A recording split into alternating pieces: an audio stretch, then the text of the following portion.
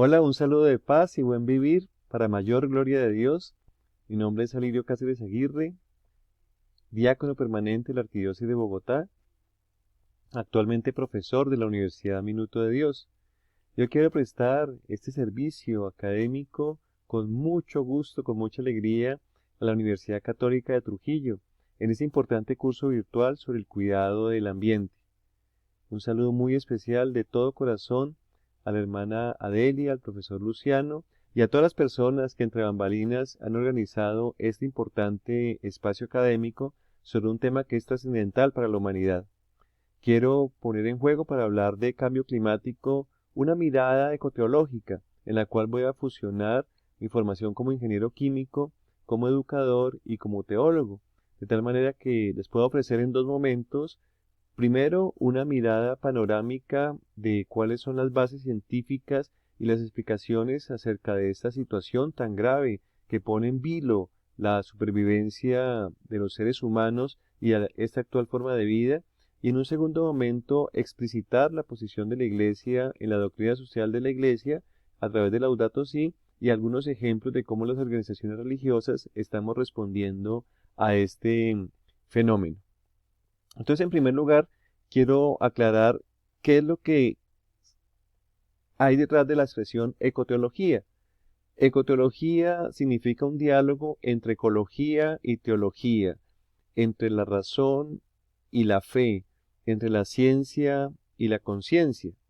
Y la hemos definido como un pensar, un sentir, un actuar sobre las relaciones entre Dios creador y su creación, entendiendo que los seres humanos hacemos parte de esa creación, al igual pues que todo el entorno, todo lo que generalmente se llama naturaleza y que es obra creada por Dios.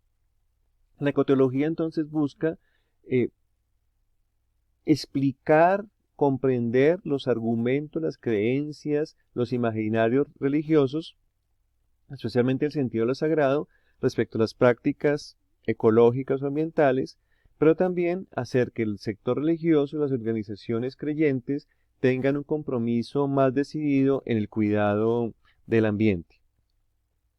Entonces, nos preguntamos hoy qué está pasando, por qué pasa lo que pasa, y al menos hay tres caminos de interpretación. Un camino que llamaríamos la ecología, el logos de tratado, de estudio, de sentido acerca de la casa, del hogar. Edgar Morán dice que estamos en un camino de la ciencia ecológica a la conciencia ecológica, y hoy en día sabemos que el Papa plantea una ecología integral que justamente responde a esa multiplicidad de factores.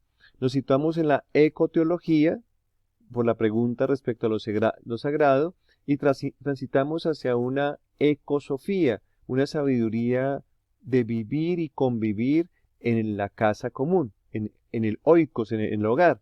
Y por eso aparece ahí una dimensión mística, ecológica, que va más allá del conocimiento de la ciencia empírico-analítica, trasciende a una razón simbólica y a un sentido profundo del existir.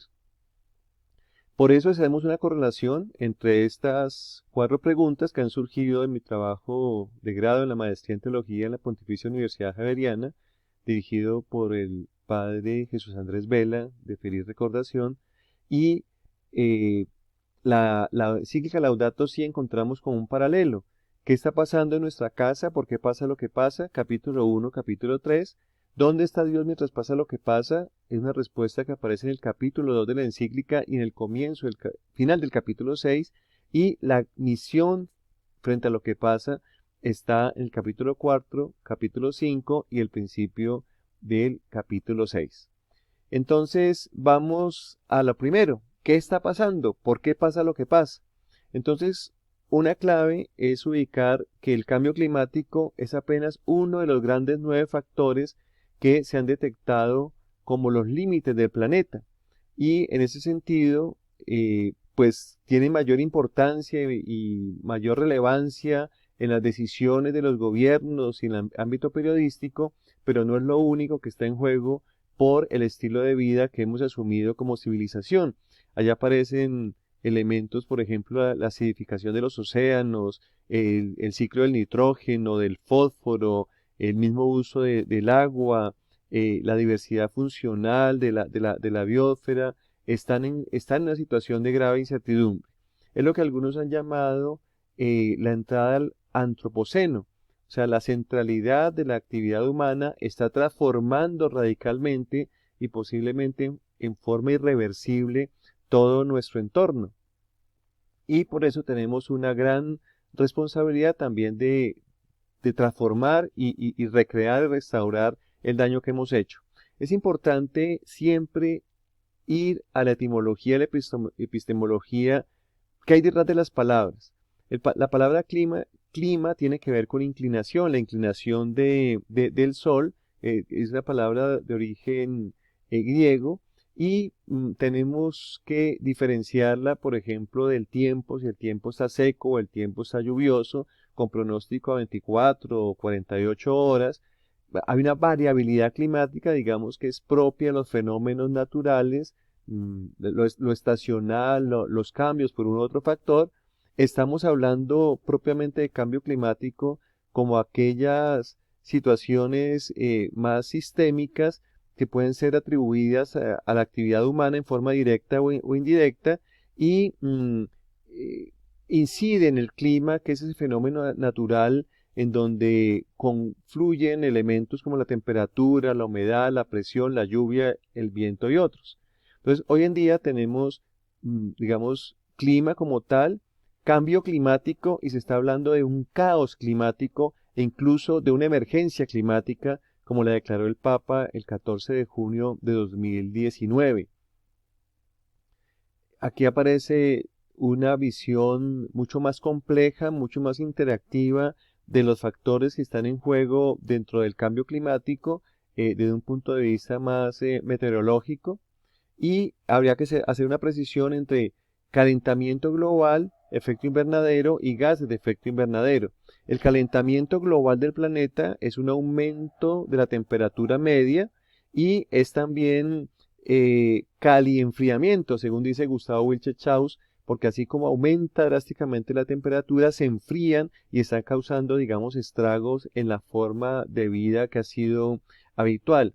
Se habla del efecto invernadero, el efecto estufa, como cuando se tienen los plásticos para acelerar la producción, por ejemplo, de flores o de vegetales, y eso mismo es lo que mantiene la vida en el planeta.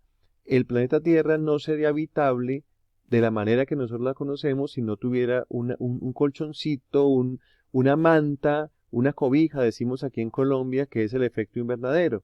Lo que pasa es que se ha acelerado, se ha exacerbado por causa de la producción de unos gases de efecto invernadero, como el dióxido de carbono, como el metano, el mismo vapor de agua, unos clorofluorocarbonados, y entonces hay un efecto invernadero natural y un efecto invernadero que va más allá de los promedios establecidos. No necesariamente una cosa va de la otra, hay que distinguir, por ejemplo, calentamiento global y cambio climático o emergencia climática, que es lo que nos ocupa. Acá aparece una descripción más detallada de los gases de efecto invernadero, que espero que ustedes la puedan mirar después con calma en el PDF de esta presentación. Hay que entender que en la naturaleza hay ciclos, hay circuitos de la vida.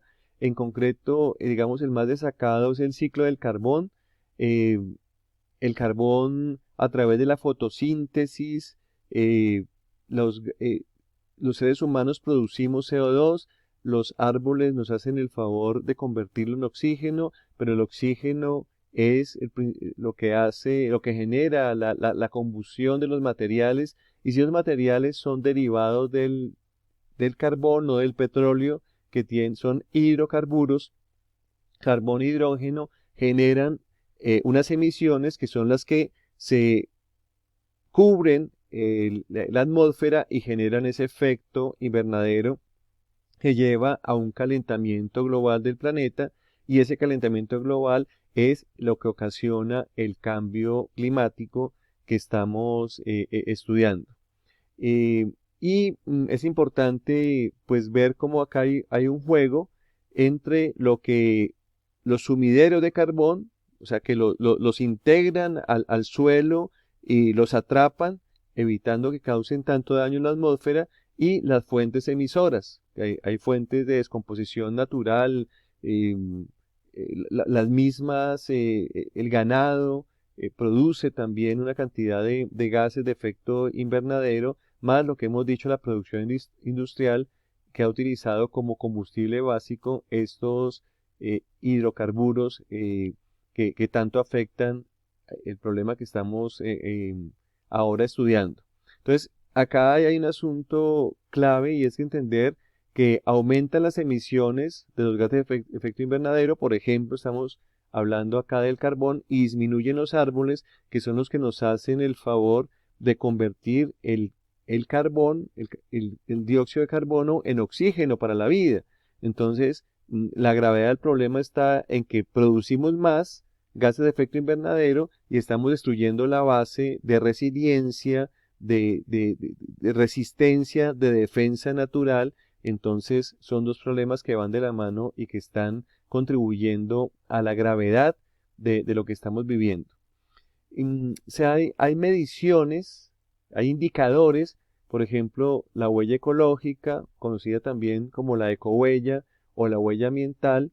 Hay también la huella de carbono, que son mediciones de la cantidad de gases de efecto invernadero que una persona, que una organización, que una ciudad, que un país está generando, y eso nos lleva a unos indicadores climáticos. Por ejemplo, estamos hablando que la cantidad de partes por millón de CO2 permitida en la atmósfera sería de 350. Ahorita estamos por encima de los 400 partes por millón. Por eso hay una organización que se llama 350.org, que está dedicada a hacer conciencia y gestión e incidencia política para que no superemos esos estándares. Pero también se está hablando que la temperatura media del planeta, 2 grados centígrados, pero la proyección es que podemos estar entre 3 y 4 grados centígrados, lo cual sería un desastre. Las organizaciones religiosas estamos planteando que se trabaje sobre una idea, una meta de 1.5 grados centígrados como referencia. Y lo que aparecen allí son gráficos que nos muestran cómo ha sido la concentración, por ejemplo, en partes por millón a lo largo de la historia, y cómo ha aumentado la temperatura, por ejemplo, en los últimos 60 años, cada vez en una curva creciente. Tenemos otra forma de medición, que es también el sobregiro, la cantidad, digamos, de recursos o bienes que la humanidad, que cada vez somos más personas que consumimos más, y estamos entonces agotando la posibilidad de vida en el planeta. Generalmente, al 2018, 2019 era el 1 de agosto, o sea, todo lo del año nos lo consumimos en agosto, que hay 4 meses que estamos en sobregiro. Este año, por la pandemia, se detectó que fue el 22 de agosto, lo cual es supremamente grave, porque es como una familia que gasta más de lo que tiene y empeña la posibilidad de que los hijos o las futuras generaciones puedan sobrevivir. Esto va en contravía con lo que se ha denominado el desarrollo sostenible, perdurable en el tiempo. En la siguiente parte, entonces les voy a hablar un poco de esos actores protagonistas, como quien habla de los límites del planeta desde Estocolmo. Hay un panel intergubernamental, ya les voy a explicar. Simplemente les invito a que se tomen una pausa, un respiro, y puedan cantar, por ejemplo, con Cirineo Kun, esa canción tan hermosa que habla que todo está interligado, como si fuésemos todo está interligado en nuestra casa común. Todo está interligado, todo está conectado, todo es relación. Eso es importante tanto en la ecología como en la teología. Es importante en la perspectiva ecoteológica. Todo está interligado, todo es relación, también en el clima.